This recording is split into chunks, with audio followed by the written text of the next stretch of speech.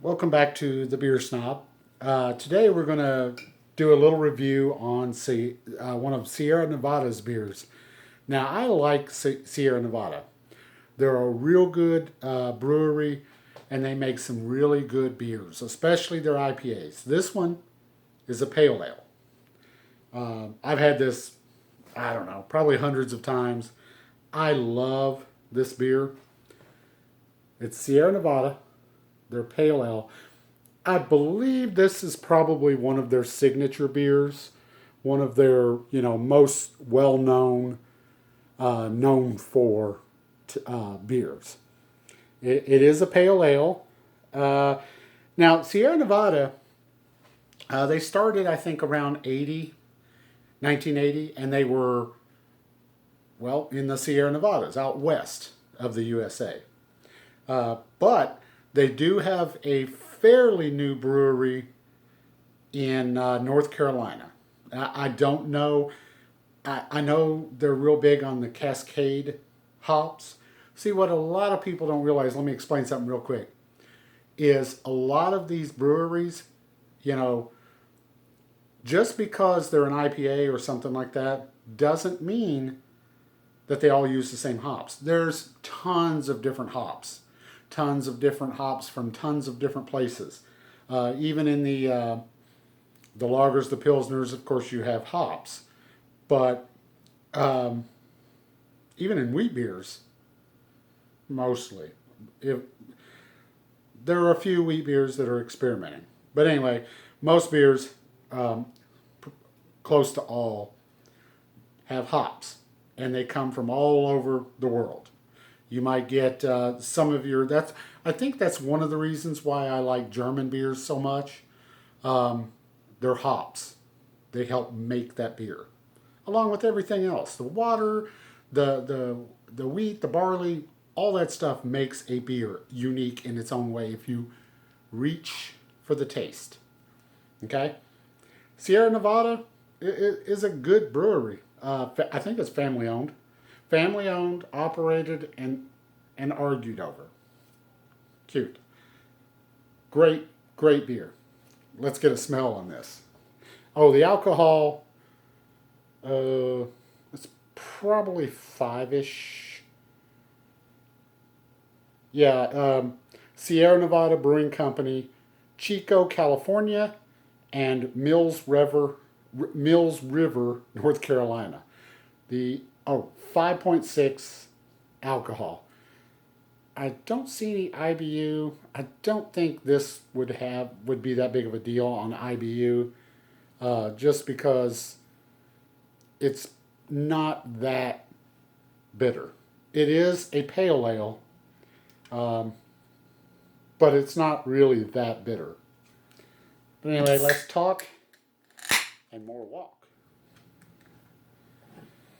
Let's get our pour on. Got my freshly rinsed. This is a IPA glass. I figured it'd be good for this pale ale IPA beers.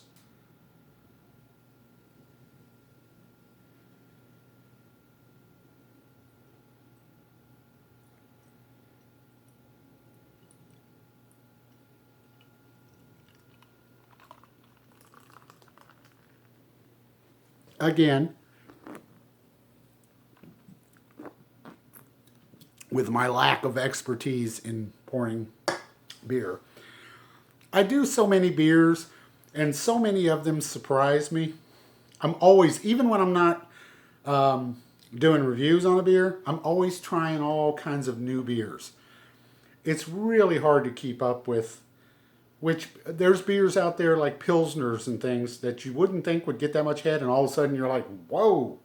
And then there's stouts and so forth that you wouldn't think that you you know there's just not that much head. And you can pour a beer where you don't get any head. I like about a 2 or 3 inch head. It's the appetizer for me. It's like a milkshake without the whipped cream. This is the whipped cream for the milkshake. Oh, the foam, yeah, very creamy. The head doesn't stay. It is a little carbonated. You can see the bubbles. I think they're coming up pretty good, and it's a unique color. Um, it's almost an amber. It's an amber color. The head's nice. The foam, very nice. Creamy, almost no bubbles. The carbonation still coming up. Oh, yeah. Yeah. Smells delicious. Sierra Nevada. Their torpedo. If you're a hophead, get the torpedo. Get the, what is it? The Imperial. Yeah. They make some real hop beers. Real good ones.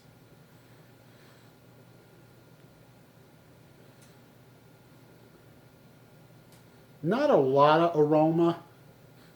You get little biscuity, little hoppy. You can tell it's got that Cascade hops. It's very grassy, very in a good way. Just more like what you would like. Imagine being in a field in Northern California, and you look out and you through the Sierra Nevadas and the grass and the wind, and this is what you might smell. If you do, you're probably an alcoholic, but it smells very similar to that. Let's see how it tastes.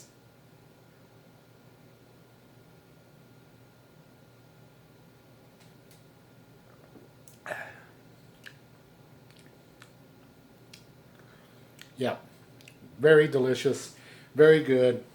It's for a person who likes hops. It's a little bitter. Not that bad, not much, but if you don't like bitter, you won't like this. Um, Very flavorful. You do get um, the carbonation in your mouth. You do taste the hops, and you taste a unique hop. It's from out west. You can tell. It's now, and of course, it is clear, so it's more of a um, uh, forget what it's called. The IPAs from out west. They're generally more clear. You got your New England IPAs are a lot more cloudy, more uh, fruity, more citrusy, more grapefruity. The Northwest IPAs, uh, California IPAs tend to be a lot clearer, very clear actually. Um, it is a pale ale. It's hard to explain the differences in pale ale and IPA. Depends on who you ask. IPAs tend to be a little more IPA-ish. It's hard to explain. It just takes lots of drinking them for you to really grasp it. Pale ales are probably the beginner of the real hardcore um, IPAs. Especially like Sierra Nevada. I mean, they have the Torpedo. They have a whole bunch more stronger. There's Lagunitas has real hoppy stuff. New Belgium has some hoppy stuff. There's a lot. Craft breweries, but this beer actually, when they first started in 1980, they claimed that the Sierra Nevada people claimed that 90%. This was a new thing. This whole pale ale bitter beers was a new thing, uh, and it took a while to catch on. 90% of the people that they tested this with did not like it, but 10% of us did, and here we are. Let's get another swig on it.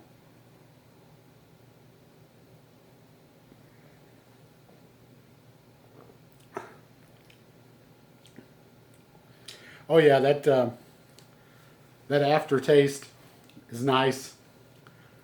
You get a little film from the hops on your tongue and upper palate.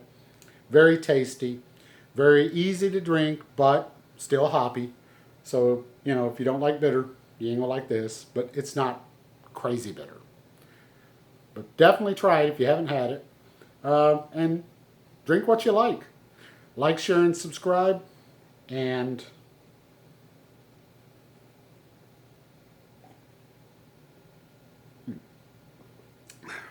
very good beer. Bye bye.